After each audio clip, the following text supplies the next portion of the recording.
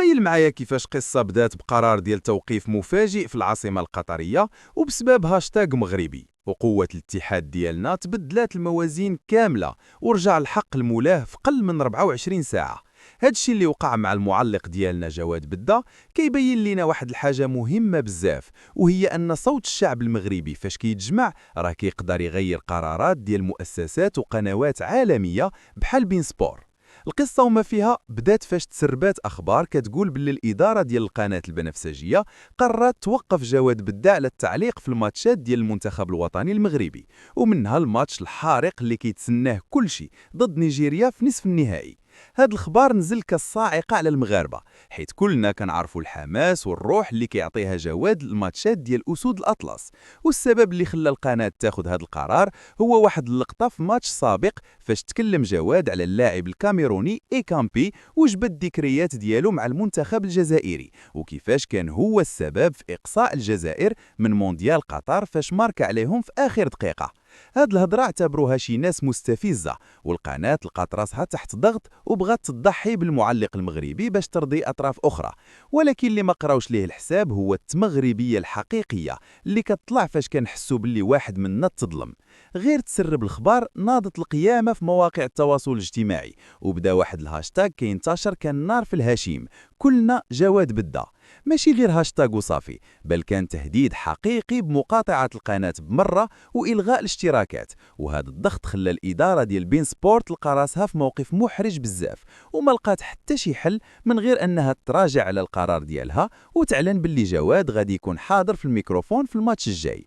وقبل ما نزيدو نغرقوا في هاد التفاصيل المثيرة ونشوفوا كيفاش كاع الإعلام العربي انبهر بالتنظيم المغربي، بغيتكم كاملين تنضموا للعائلة ديالنا رادار. ضغطوا على زر الاشتراك وفعلوا الجرس باش نوصلوا ل20 ألف مشترك في هاد الأيام الجاية.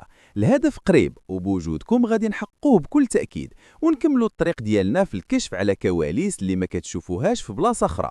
ومن بعد هذا الانتصار المعنوي للجمهور المغربي، كاين واحد المشهد آخر كيبين الرقي والتاويل ديال المغاربة اللي خلى العالم كامل يضرب لنا التحية.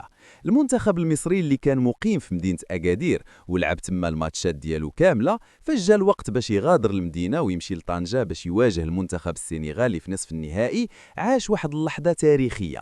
طاقم الفندق اللي كانوا فيه كاملين من الشيفات والنادلين حتى المدير والعمال وقفوا وقفة احترام وتصفيقات حارة كيودعوا فيها الفراعنة في واحد المنظر كيبين الكرم وحسن الاستقبال المغربي. هذا المشهد كان عنده صدى كبير في مصر وفي كاع الدول العربية، لدرجة أن الإعلام المصري بقى كيهضر على هذه الالتفاتة وكيفاش المغاربة كيتعاملوا مع ضيوفهم بأعلى مستويات الاحترافية والحب. وهذا الشيء ماشي غريب علينا، حيث حنا كنعرفوا باللي التنظيم ماشي غير ملاعب زوينة، ولكن هو روح ومعاملة وتقدير للضيف. وهذا النجاح الباهر في التنظيم هو اللي خلى المحللين والخبراء في كبرى القنوات العربية يخرجوا عن صمتهم ويشيدوا بما كيقدموا المغرب.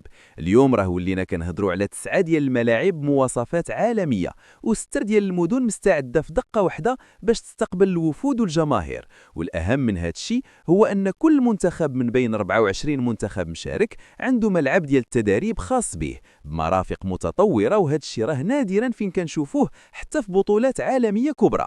وباش نزيدكم من الشعر بيت، فاش كنشوفوا دول أخرى كتعاني مع المناخ والفيضانات وما كتقدرش تنظم حتى ماتش محلي في جو صعيب، المغرب بين على قوة جبارة في البنية التحتية اللي تصمدت وبينات على احترافية كبيرة في التسيير، لدرجة أن الصحافة العالمية ولات كتهضر على الجمالية ديال المدن المغربية وسهولة التنقل واللوجيستيك اللي موفر لراحة الفرق والجماهير. وهاد الشهادات اللي جاية من ناس محايدين ومن قنوات ما مخلصاش باش تجاملنا هي أكبر دليل على أن بلادنا غادا في خطى ثابتة نحو العالمية، وباللي حنا وجدنا راسنا ماشي غير الكأس إفريقيا بل حتى لتنظيم أكبر المحافل الدولية في المستقبل القريب. وحنا اليوم كمغاربة كنحسوا بالفخر لهاد الصورة الزوينة اللي كنعطيو للعالم، وكنتمناو من قلبنا التوفيق للمنتخب الوطني ديالنا في هاد الماتش الصعيب ضد نيجيريا باش نكملوا الفرحة ويبقى الكاس في المغرب إن شاء الله. شكرا لكم بزاف على المتابعة وعلى الدعم المتواصل ديالكم. ودابا ما تنساوش تشوفوا واحد من هاد الفيديوهات اللي غادي يبانوا لكم دابا على الشاشة، فيهم بزاف ديال المعلومات والمفاجآت اللي غادي تعجبكم. وتهلاو في راسكم حتى الفيديو الجاي إن شاء الله.